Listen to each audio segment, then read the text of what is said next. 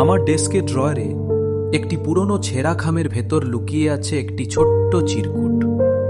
তাতে মাত্র একটি লাইন লেখা, ভালোবাসা মানে কখনো কখনো ছেড়ে দেওয়া, কিন্তু বিশ্বাস মানে কখনো হাল ছাড়া না।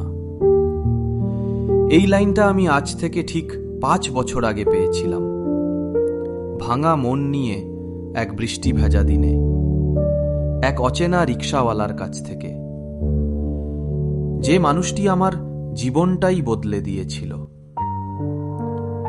সেই দিনটার কথা আজও আমার চোখের সামনে ভেসে ওঠে। চাকরি হারানো, সম্পর্কে ভাঙন, জীবনটা যেন হঠাৎ শূন্য হয়ে গিয়েছিল। বাইরে টিপটিপ বৃষ্টি, আর ভেতরে মনটা ভেঙে চুরমার। ঘরে বসে থাকতে পারছিলাম না, তাই হঠাৎই রাস্তায় নেমে একটা রিকশায় উঠে বসলাম। রিকশাওয়ালা হেসে জিজ্ঞেস করলেন, কোথায় যাবেন মামা? আমি বিরক্ত হয়ে উত্তর দিলাম, যেখানে সুখ থাকে সেখানে নিয়ে যান। কথাটা বলেছিলাম ব্যঙ্গ করে, কিন্তু তিনি মুচকি হাসলেনও না, বরং পিছনে ফিরে শান্ত স্বরে বললেন, সুখের ঠিকানা আমি জানি না, তবে সুখের পথে কিভাবে হাঁটা যায় সেটা একটু জানি। চলুন না একবার।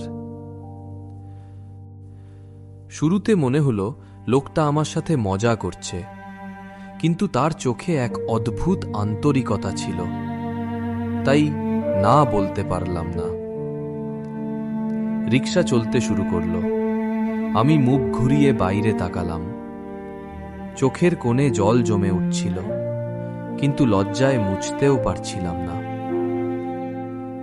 হঠাৎ তিনি গান ধরলেন, যদি কাঁদো তুমি আকাশ কাঁদে, বৃষ্টি হয়ে ঝরে। তার কণ্ঠস্বর ছিল সাদা মাটা, তবু অদ্ভুত মায়াবী। গান থেমে গেলে তিনি বললেন, ভাই, দেখি আপনার খুব কষ্ট, আমার জীবনও কম কষ্টের নয়। প্রতিদিন এই রিকশা চালিয়ে সংসার চালাই। অনেক সময় মনে হয় হাল ছেড়ে দিই, কিন্তু ভাবি আবার তো সকাল হবে, সূর্য উঠবে। নদীর স্রোতের মতো জীবনও তো কখনো থেমে থাকে না। আমি চুপচাপ শুনছিলাম। তিনি বলতে লাগলেন তার নিজের গল্প, কিভাবে নিজের পড়াশোনা বন্ধ করে ছোট ভাইকে পড়াশোনা করিয়েছিলেন, কিভাবে অসুস্থ স্ত্রীকে চিকিৎসা করানোর জন্য ভোর থেকে রাত পর্যন্ত রিকশা চালিয়েছিলেন। আমি হঠাৎ জিজ্ঞেস করলাম, কখনো মনে হয়নি হেরে গেছেন? তিনি আবারও সহজ হাসি হেসে বললেন, হেরে গেছি ভাবলেই তো হেরে যাব। আমি বিশ্বাস করি, যত বড় ঝড়ই আসুক, সামনে এগোনোর পথ আছে, কারণ আমার স্বপ্ন আছে, আমার পরিবার আছে। তার কথাগুলো শুনে মনে হলো আমার নিজের সমস্যাগুলো এত বড় নয়, বরং জীবনের অর্থ হয়তো শুধু আমার আমি নয়, বরং অন্যদের জন্যও কিছু করার মধ্যেই লুকিয়ে আছে। রিকশা থেকে নামার সময় আমি ভাড়া দিতে গেলাম। তিনি নিতে রাজি হলেন না, বরং বললেন, আজ আপনি আমার যাত্রী ছিলেন না, আমি আপনার যাত্রী ছিলাম। আপনার সাথে কথা বলে আমিও হালকা হলাম। এরপর তিনি পকেট থেকে একটি ছোট্ট চিরকুট বের করে আমার হাতে দিলেন। এটা আমার ছোট ভাই আমাকে লিখে দিয়েছিল, যখন তার পড়াশোনার জন্য আমি দিন রাত রিকশা চালাতাম। আজ এটা আমি আপনাকে দিচ্ছি। সেই চিরকুটটাই আজও আমার জীবনের দিক নির্দেশনা হয়ে আছে। আমি বুঝেছি, সমস্যা কখনো স্থায়ী নয়, কিন্তু মানুষের মনোভাব আর দয়া চিরস্থায়ী হতে পারে। নতুন করে চাকরির জন্য আবেদন শুরু করলাম। ছোট ছোট আনন্দে হাসতে শিখলাম। আর আজ আমি যে অবস্থানে দাঁড়িয়ে আছি, তার শুরুটা সেই অচেনা দার্শনিক রিকশাওয়ালার কাছ থেকেই। এবার আপনাদের জন্য রয়েছে আজকের কুইজ।